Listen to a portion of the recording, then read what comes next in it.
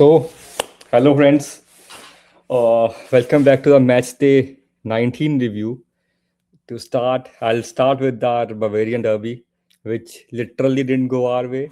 We really thought this might be the season when we go invincibles, but sadly, Augsburg happened.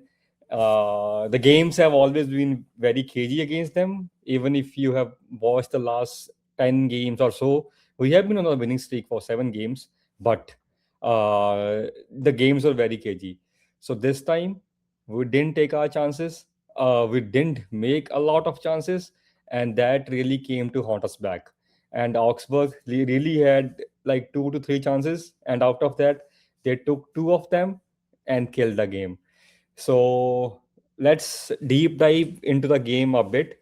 So to start the first half, we were very decent, to be honest. We had our chances. We were doing okay, and Ito's goal really came early. I mean, just before the first halfway mark of the first half, around 23rd minute, he scored the goal, and then there were a couple of half chances which fell for Harry Kane in first half, but we were not able to break that low block of Augsburg. So low block and against the press. These two have been our issue points like since last 3, 4, 5 years. And we really have not been able to find the solution to this problem. And in this game, again, that problem came to haunt us. So all and right at the half in 45 minutes, it was Fuhrer, I forgot who it was.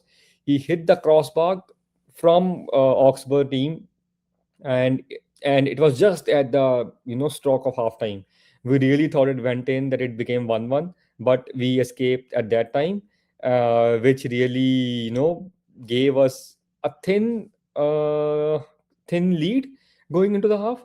But it we knew that the game is gonna open up, and this game is not killed yet. We need to up our tempo in the game.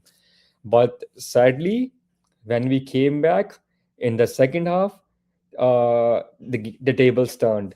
We really didn't create enough. Our attackers had a bit of off day as well, I'd say, which is expected because we have been playing a very high tempo game. But this is when the real issue of midfield comes in. A good midfield creates the chances for the attackers when they are having an off day so that they can wrap the game off. But in this game, it didn't happen, and we really struggled against the low block. And this is my big worry. Going into the clutch part of the season, because this is where this has been our Achilles heel from past 2, 3 seasons.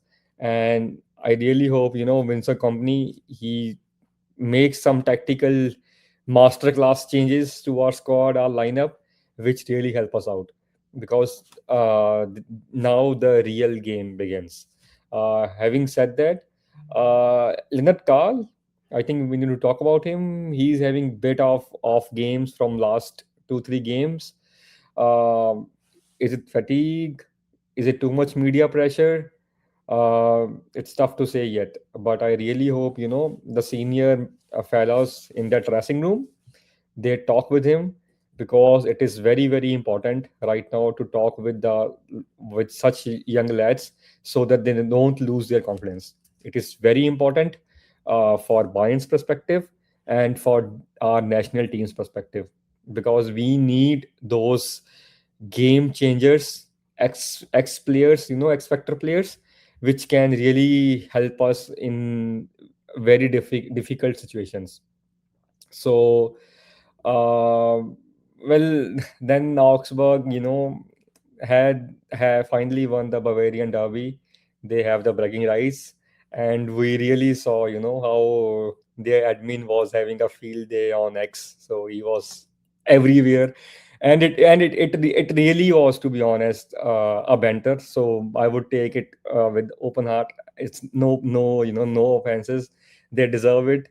So they got a crucial 3 points in their fight of in this relegation battle. I think they are on 19 points now, 4 points clear of the danger zone. So it means a lot to them. But it was not about relegation for them yesterday. it was more of defeating FC Bayern Munich, who we were dreaming to have an invincible season. But uh, it was not to be for this season. Maybe let's hope next season, finger crossed, we have our invincible season. uh, so now moving away from Munich, when we were still in the shock of defeat versus Augsburg, Dortmund had their chance to cut our lead to 8 points. And for the first time this season, I'd say they played really well, and they did not let off this opportunity slip from their hands to cut our lead to 8 points in the league. They were in the capital, Union versus Union Berlin. It was a late night game for us, and it was a late evening game in Germany as well. But it was a very, I would say, a not 2 kg game, but it was a game where Dortmund took their chances. So the first chance came to them in the 7th minute itself, when Guresi ran free of the defenders, and he was fouled by Rono in the penalty, in the danger area. And I think it was rightly awarded as a penalty to Dortmund. And Emre Can, he converted it beautifully. Keeper had no chance. He did get one hand, a slight touch to the ball, but honestly, it was a very, very well placed penalty. And then there was a huge chance which came for Dortmund in 18th minute.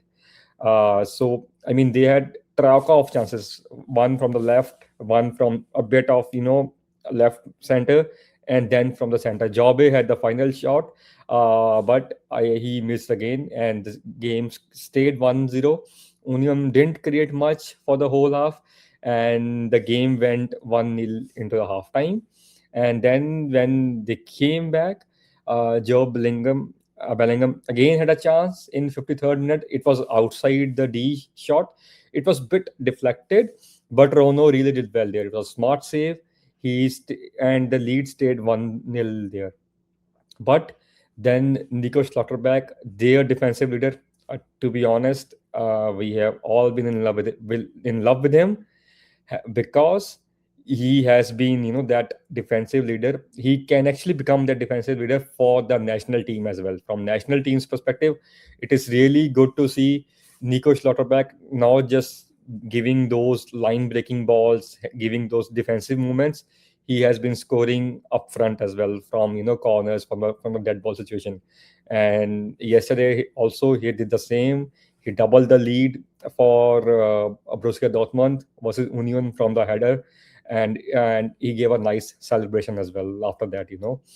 He has been taking that. He was having giving that captain's defensive mentality as well, which Dortmund have been missing. But again, having said that, with lead just lead cutting back to 8 points, now Dortmund should be going back and thinking about all the late draws they had. Even if they had converted 2 games out of 6 late drawn games where they had their leads, title race could have been immense, absolutely immense. But for the sake of Bundesliga, I really hope Dortmund step up now, and they really take the charge of their title push from there on. And then coming back to the game, Bayer tripled the lead in around 84th minute, and it was a game that Union did create some half chances, but this was a game where Dortmund took majority of the chances, and they saw off the win pretty easily. And this stadium, Union Berlin, has not been so nice to them in terms of the wins, but they got the win last night, and it was a job well done for them. So they will happily take the 3 points, and lead to our lead is to 8 points right now. So uh, let's see how this holds up in aspect of the title charge of Dortmund. So now moving to our next game, that was Frankfurt versus Hoffenheim. So it was I mean, I have to say now, Frankfurt, they really can't buy a win right now. They really can't do it. They took a lead yesterday, very early in 18th minute, with Arnold scoring a wonderfully finished goal, 1-0. But after that, Frankfurt fell off their game. They didn't create much chances. Uh, and then Hoffenheim, they had flurry of chances towards the end of first half. Firstly, in 18th minute, when Hoffenheim forced the first big save. Then Aslani in 45th minute, he hit a beautiful cross from the right, which Berger headed straight at the keeper. Those were two easy sitters, for Hoffenheim that could have really haunted them going into the second half since they were trailing at that time. But that didn't happen. Berger, he mended his mistake from the first half. He gave a beautiful assist to Max, who equalized the game, and then after the 8 minutes of in 60th minute, I mean, after eight minutes of the first goal, Kabak doubled the lead, and then to wrap up the game, Kramaric forced an own goal from Amanda. So that was 3-1 win for Hoffenheim. They have, kind of firmed their grip on top four Champions League qualification. Uh, let's see if they can hold it towards the end of the season. And on the other side of the spectrum, Frankfurt, I really do not see them getting a chance to secure the European football for next season. It really looks real tough for them right now. So that was a game from Frankfurt and Hoffenheim. And then moving to the other game, Leverkusen versus Werder Bremen. So Leverkusen, finally, they have their first victory of 2026. It was a very, very, well fought 1-0 win where Leverkusen did have their chances, and Bremen also had their chances to equalize and win the game, but Leverkusen prevailed in the end. So the game started with Schick scoring a goal in the 11th minute, but it was rightly chalked off because it came off the hand of Patrick Schick, and it was chalked off. And then the next chance fell for Leverkusen in 17th minute, right? Just after the 5 minutes of the first chalk off goal, where Poku, he missed an absolutely sitter. Those are the goals that have to go in. When your team is struggling, you have to take those chances and build confidence in your team. But that didn't happen, so they missed their chance. But then in 37th or 38th minute, I believe, Lucas Vasquez, he scored the maiden goal for Leverkusen. It was a very well built goal from, it came from Maza to Vasquez, who very clinically put in back of the net. And straight after that, Justin Nema, he had a beautiful chance. He scored a very nice header, but unluckily it hit the post and it came back in the game, and they could not equalize it. And then again, they had one more chance right before the halftime. They didn't take it again. So after that, after the halftime in the second half, Grimaldo, he had a chance in 50th minute, and then again, I think in 76th minute again, Grimaldo had a chance to kill off the game, but again, the goalkeeper from Bremen side, he really made very good smart saves to keep the game 1-0. But I want to really highlight Maza. He really had a beautiful game for Leverkusen. He could be the one to watch out in this season and the upcoming next season for Kusen. He could be the one around whom Leverkusen can really build their team around as well. So yep. So it was the first win for Leverkusen in 2026, 1-0 versus Bremen. So now moving to our next game. So it's funny coming from me. Gladbach also have a boggey team in Bundesliga, that is Stuttgart, at their home turf.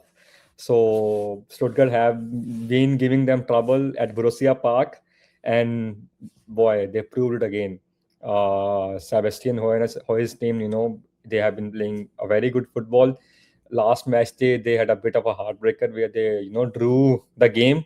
But this match day, they were not taking any chances. So it was like a very clinical, a 3-0 victory for Stuttgart. It started with Takai.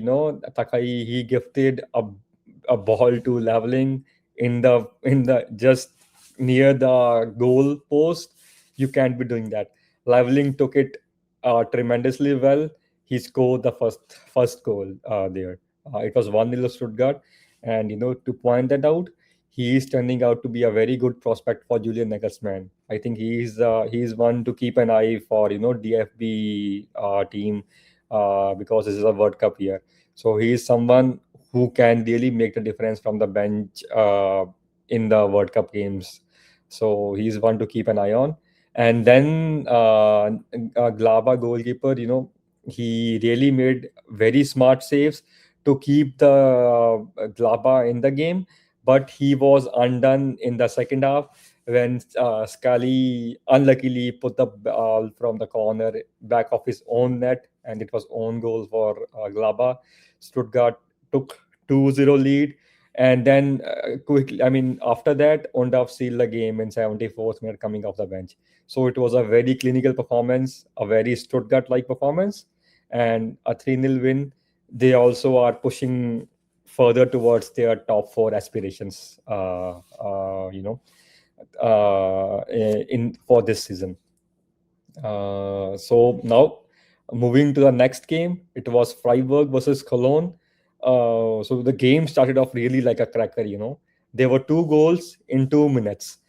Firstly, Freiburg, Rosfelder, he put the ball in his own net in 10th minute, but Freiburg came back, stayed back with Sharmat. He hit the ball. He finished the ball very clinically and got the goal, and it was 1-1 after 11th minute. Then Freiburg took the lead with Matanovic, 2-1. So after in the halftime, going into the halftime, it was 2-1 for them.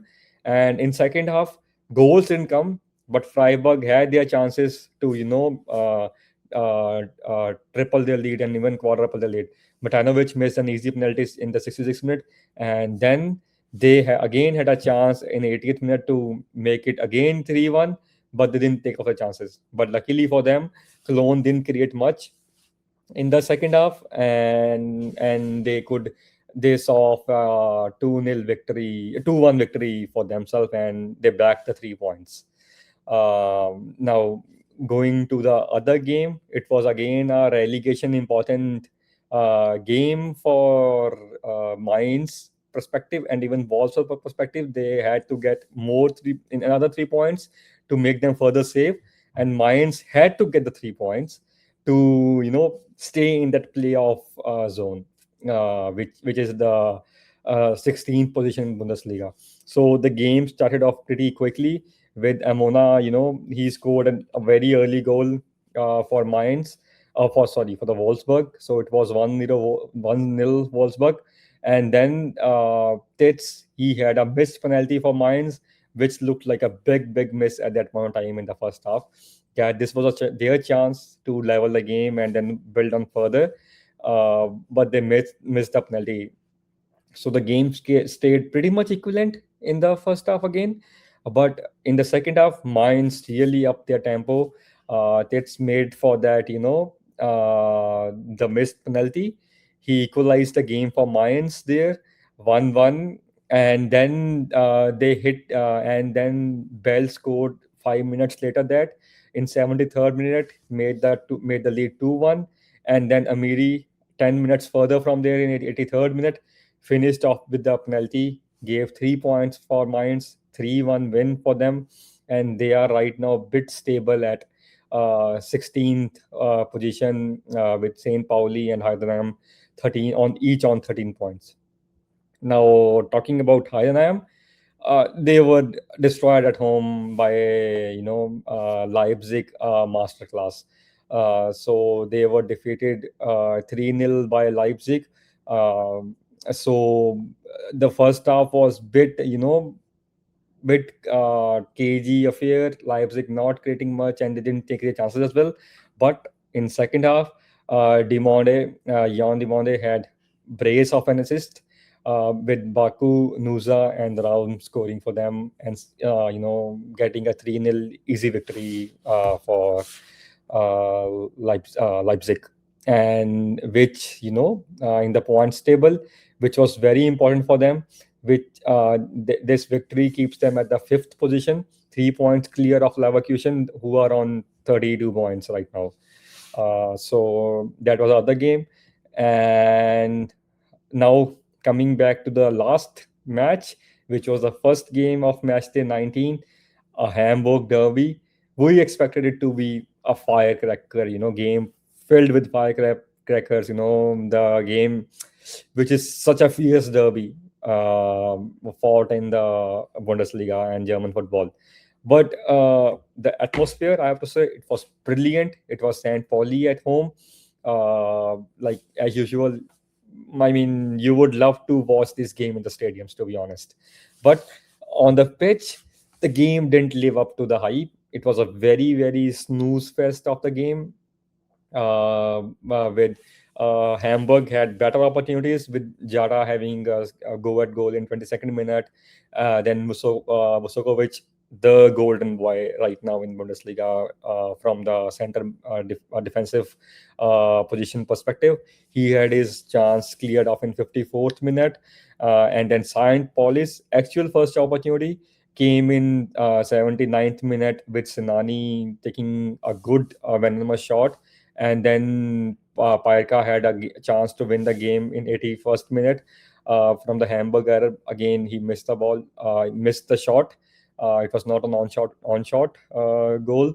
So game finished nil-nil. So I mean, it was a bit disappointing because these games have been filled with on-field drama and whatnot, but it was not to be on Friday night. I mean, it was a bit disappointing, to be honest, even from a Bundesliga fan perspective as well.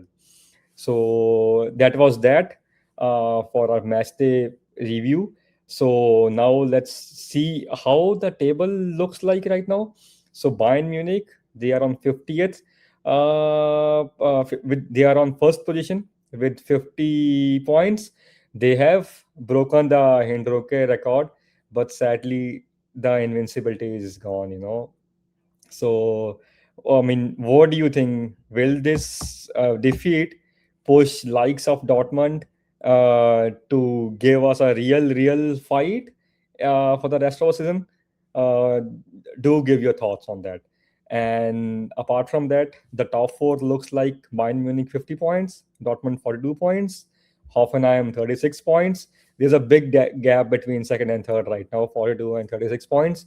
And then from there, from third to sixth, it is very tight.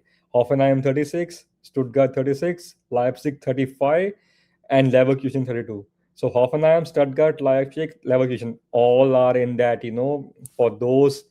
I would like to say only two spots are left. The top two spots are sealed in the league for the top four UCL qualification. So these four clubs, they have to fight it out. No one can, afford any slip ups there. And then Freiburg and Frankfurt, they both are on 27 points, with 7th and 8th position respectively. So Frankfurt, they really need to get themselves together if they really want to even play a European football like a Europa Conference League. And Union Berlin are on 24 points. Cologne, Gladbach look safe in the middle of a table on 20 points. And at the bottom, it's again very tight. Bremen, they have been winless in their last 7 or 8 games, I believe. So they started season pretty decently, but they have fell off pretty bad now. They are on 18 points on 15th position. Mainz are on 15 points on 16th position, and St. Pauli and Heidenheim on 13 points each, with 17 and 18 points. So that's how our table looks in Bundesliga after match day 19. Do give your thoughts. Whom do you think will finish top four? Who will get relegated? We would like to hear from you. So that would be the wrap from the Total Football. So Until next time, Mia Sam Mia.